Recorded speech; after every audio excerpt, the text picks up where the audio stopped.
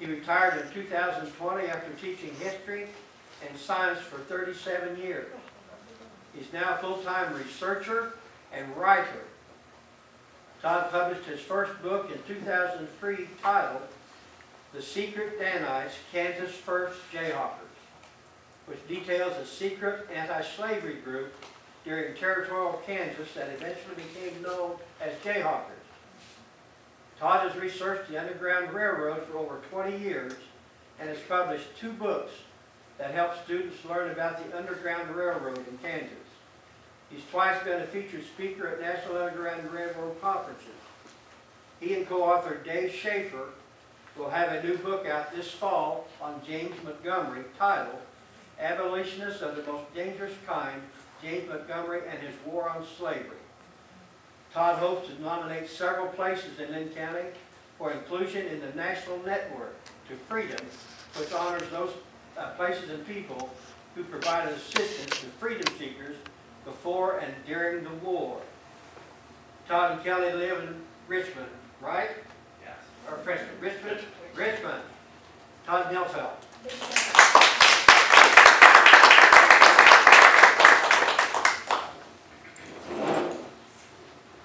Brought a cue card if I could maybe just right there. Okay. Maybe that's not going to work. Hold it. Well, I'll get close. I don't know, maybe I could just set it up here on the table. Let's see. You want to set a chair up there? We can put it up against the chair. I can set a chair up here. Todd? Everyone stand up. Yeah, I don't think it will. I don't think it will. What can I do to help? This will. That's all you want, Jeff.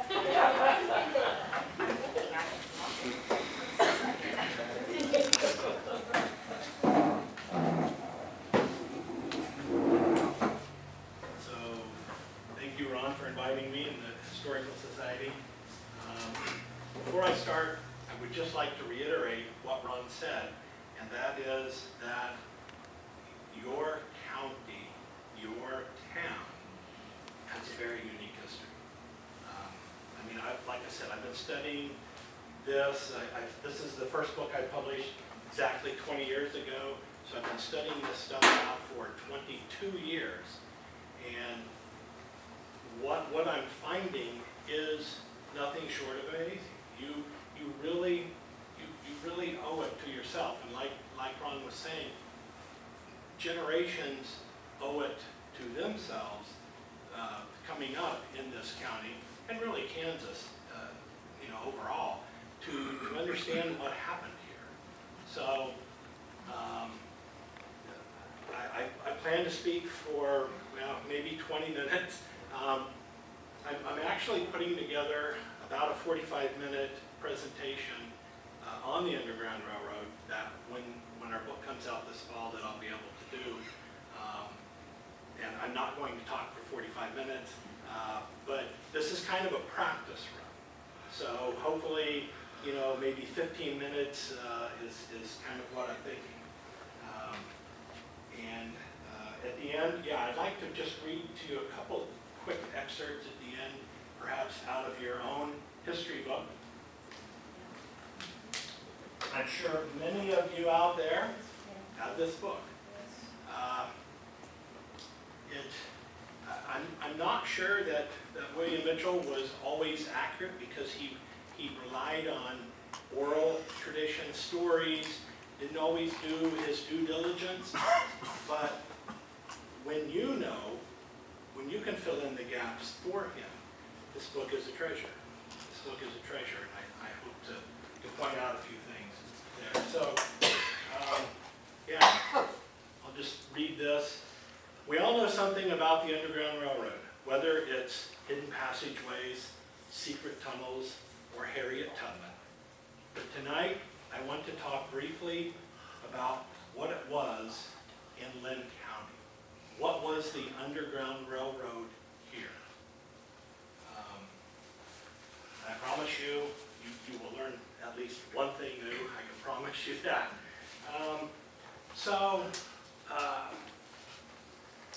The historic view of the Underground Railroad. Most of us know it.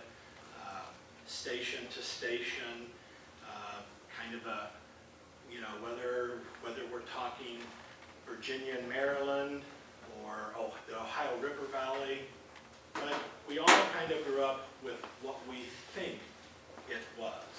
And I agree that that's how I saw it. Even as a history teacher, that's how I saw it. Until I read a book called Frontline of Freedom. And I read that book back around 2003, 2004, I don't know. This man, Keith Griffler, talked about that there were really two types of underground railroads. There was that traditional view of kind of station to station, safe house to safe house, maybe 6 to 8 miles, which you could cover in a night, and you move up to Canada, right. But then he talks about on the edge of slave states, and like in the Ohio River Valley, you've got slave territory on one side of the river and a free state on the other. And how at that transition line, it could be pretty contentious, and it can be violent. And as I was studying Bleeding Kansas, I thought, well, that's exactly what we had here. We had another front line to freedom right here, and it was actually right where we're standing. So if I were up here decades ago, 1940s, 50s, 60s, 70s, I would be talking to you more about that traditional view. And I would mention the stations and the routes and the terminuses.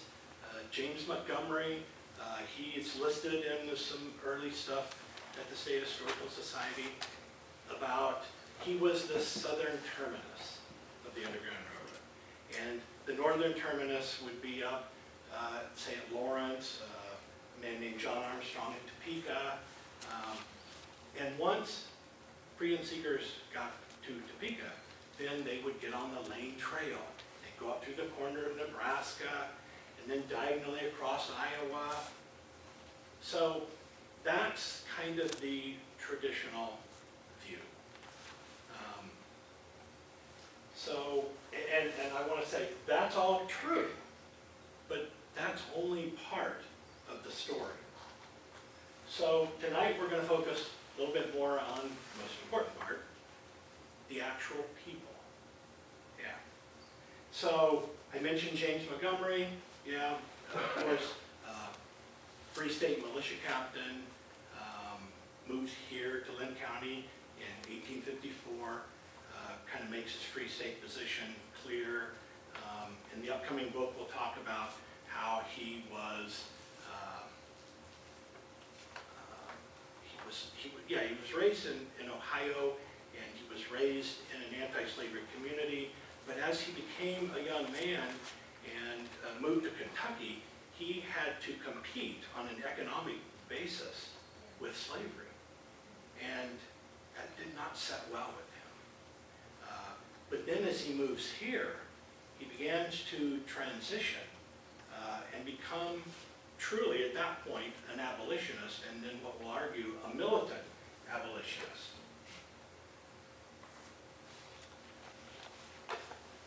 Another man and his family, and I want to make sure I emphasize family, not just James Montgomery, not just Augustus Wattles, who lived out there across from Mike and Peggy White.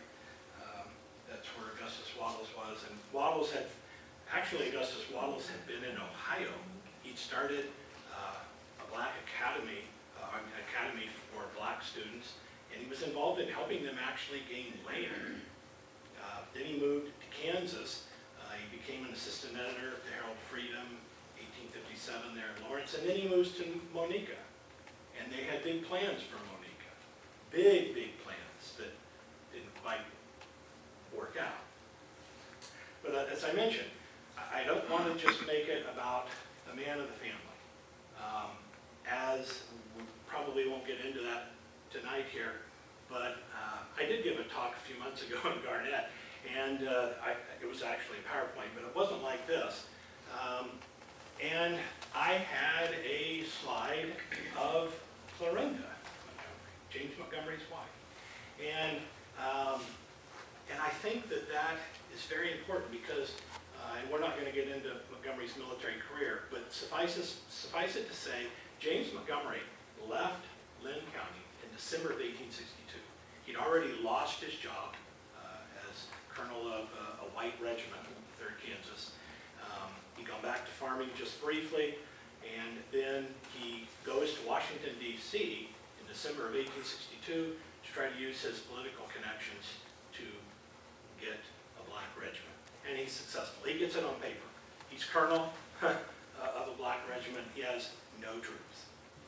So he's going to go to Florida and begin to raise troops. But that's for another time. But the point I say that is because he's gone, he doesn't come back until August 1864.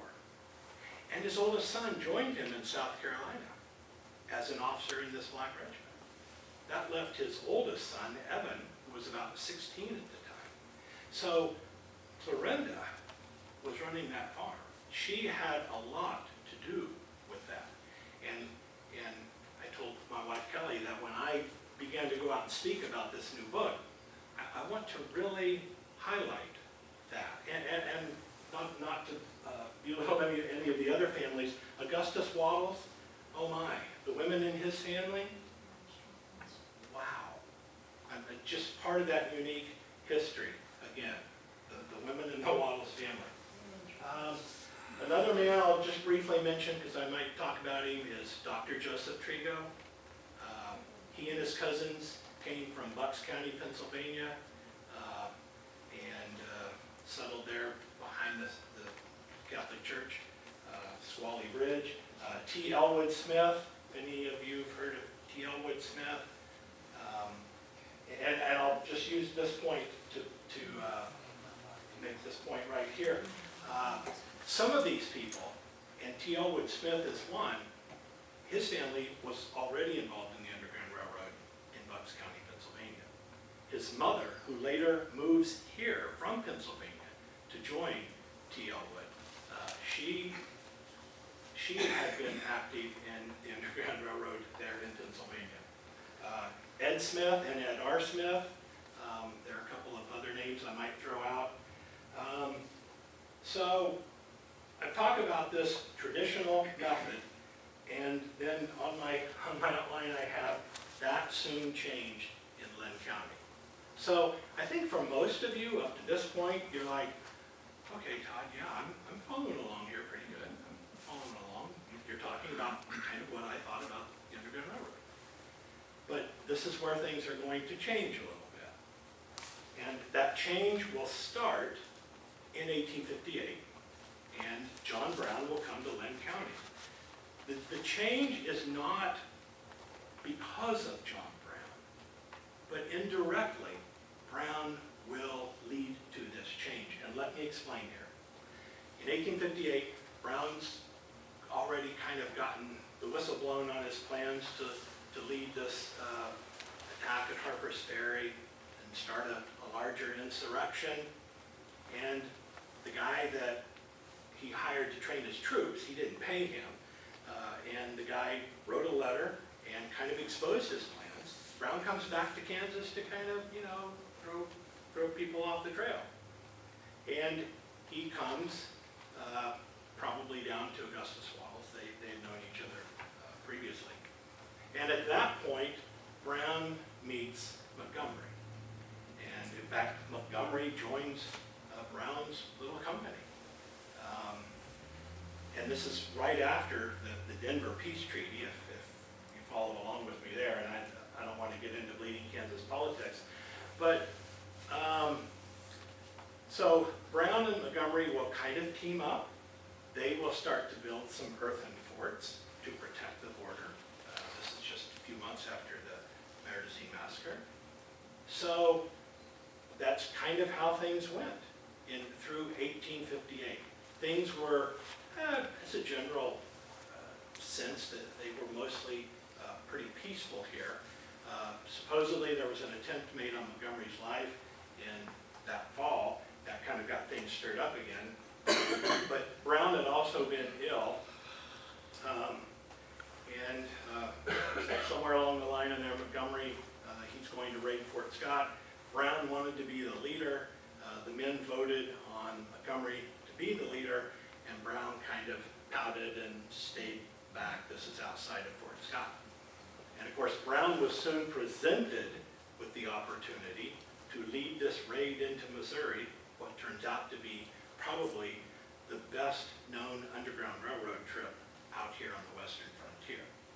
And Brown will lead several groups, split his men into several groups. They raid some farms, plantations in Missouri. They take away 11 slaves and a lot of items, and probably spent the first night just west of Fulton, maybe near Fort Lincoln, that area. Fort Lincoln wasn't there yet.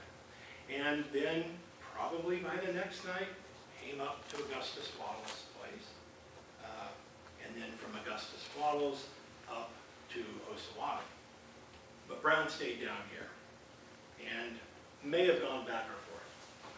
All right, so basically at that point, and Montgomery and Brown run into each other with the 11 freedom seekers there at Augustus Waddell's place.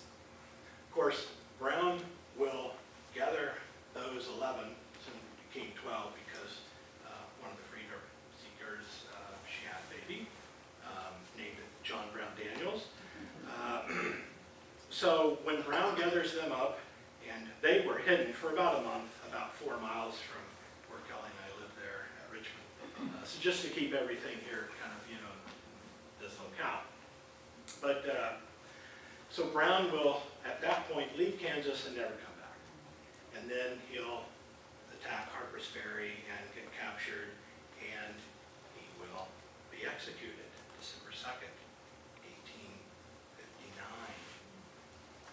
And that is how I said that it indirectly will affect Montgomery. Because a couple of Brown's men are also going to be hung, and not to get too much into Brown's story, but Brown had secret group backers known as the Secret Six. One of them's name was George L. Stearns. He was a kind of a rich guy outside of Boston. And Stearns wants a rescue plan. They tried to rescue Brown, but Brown wouldn't leave. He kind of realized his value as a martyr. So they choose James Montgomery to lead this raid to break these men out of prison. And Montgomery's kind of like, I don't know, I'm awful busy here. But he finally decides to do it. So they travel from Leavenworth, Kansas, all the way to Harrisburg, Pennsylvania. And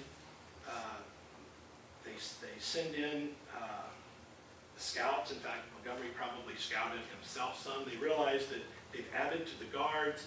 Some of the extra men coming from New York couldn't make it down because of the snow. Montgomery calls it off. He said it's just too many men, we're risking too many men here. Montgomery goes back to Kansas.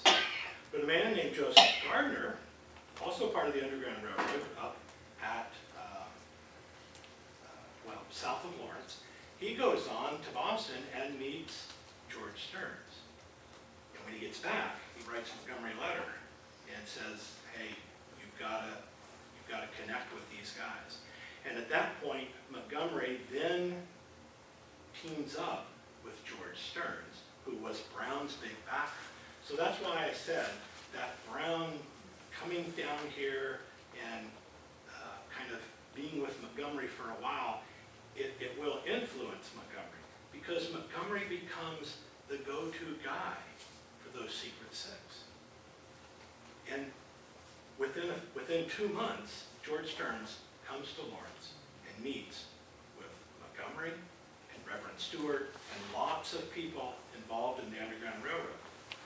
But, like I said, this is the point where things begin to go away from your traditional view of the Underground Railroad. Montgomery, he's going to start offering freedom seekers, when they get to Linn County, he's going to offer them the choice. We can send you on up. he didn't say it like that, the traditional way, but that's what he's saying. We can send you on to Canada if that's what you want. But we will also keep you right here in Linn County. This is sometime in late 1859, very early 1860. I don't really know.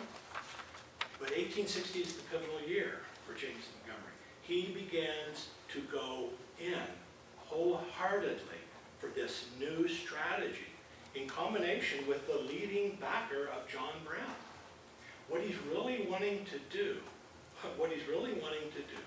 is to keep freedom seekers in defiance of the fugitive slave law right here in Linn County and thumb his nose at the authorities. He wants to challenge them. He wants them to, because he wants Americans, he wants slaveholders to realize, wow, if the federal government can't enforce the Fugitive Slave Act on the frontier, why? Some people would say that would be the death knell of slavery. Once it stops growing, once it comes back into itself, on itself, the value of slaves would go down. So I've been arguing this since about 2013 out at talks. I've used the words, Montgomery began to weaponize the Underground Railroad. And I came up a couple of years ago with another term. I'm sure you've heard of peak oil. Yeah. Once the world gets to some certain point and they realize that they could never increase oil capacity, price would go up because from that point on, it's only going down. So I switched that to peak slavery. Once people realized that the growth of slavery would no longer go up, it would start to go in on itself. And I think he had a little help with that from George L. Stearns. Stearns was really an economic genius. He really was. There's only been one book written on him. So anyway, Stearns and Montgomery, they team up to do this. And if you really look at the articles in the paper, and if you look at the letters that he is writing George Stearns, you can figure this out. I don't know why nobody else ever did that, but we argue that in the book. I'll be arguing it out in Underground Railroad talks and conferences. And I forgot to mention that why did he think this would work? Because if you know much about James Montgomery, he was constantly thwarting law officers. Pro-slavery marshals, the people at Fort Scott. General Harney came down after him with troops. They tried to capture him many, many times. And I believe that sitting around the campfire one night, it hit him, wow, they can't stop me. And it's more because of the frontier and the fact that sometimes they were using infantry when he and his men were on horseback. So how do we work this end of this story? Well, if you've read this book, you know that Mitchell talks about the immortal 50. The immortal 50. And supposedly, these are the 50 men that Montgomery could count on. But if you dig into this book, he starts with about 12 or 13. That's the core of what becomes the Jayhawkers. Now, I'm not arguing that there were not 50, because in a minute I'll talk about Montgomery's first raid into Missouri during the Civil War. He had 300 men with him. But once they get up by trading post, and he says, hey, we're going into Missouri, a lot of the men are like, well, I didn't plan on being gone for 10 days. So he ends up with 180. But anyway, we're going to go with William Mitchell and his immortal 50. So back to this strategy, back to this Underground Railroad, something that's new, something that you probably did not expect to hear, is that Montgomery had this plan. He wasn't going to keep all these freedom seekers out of Fort Montgomery. His plan was to simply shift them from safe house to safe house, anytime the authorities were looking. But the key here is this: all those safe houses were in Linn County. He's not sending them north. So that is something really that is a new concept. So they're going to keep freedom seekers in Linn County. They're just going to shift them from home to home to home. And I've discovered, it's a story for another night, but there was African-American woman who escaped Arkansas with her son, and she had found refuge out here on the McGrew farm. And her husband later joined her, and then he was later recaptured and taken back to slavery. We know that Ed R. Smith, I forget now where I read that not too long ago, Ed R. Smith, Dr. Jennison, and Montgomery writes in a letter in January of 1861 that they had 10 freedom seekers in Linn County at that time. And by March, I think he said, I know it was more than that. So that is very unique that he had come up with this strategy to, like I said, simply pass these people on from safe house to safe house, but not going north, just kind of in a round robin in Linn County. And I think that's pretty unique. I've actually transcribed a lot of Dr. Trigo's diaries, and he diligently kept a diary, even in the war. And there's just one little entry, November of 1859, and Trigo says this. He says, Narcissa, in parentheses, colored, came in the evening. That's all he put. Narcissa, colored, came in the evening. Now, if you think about it, he didn't say something like family of freedom, or a family of fugitive slaves showed up on my door. He didn't say that. He didn't say a runaway slave showed up at my door. The way he wrote that kind of suggests familiarity. Narcissa, colored, showed up that evening. Like, okay, and of course, it's his diary, and it's illegal, so he probably wouldn't want to go into too much detail, but still, that has never left me from the first time I transcribed that so many years ago.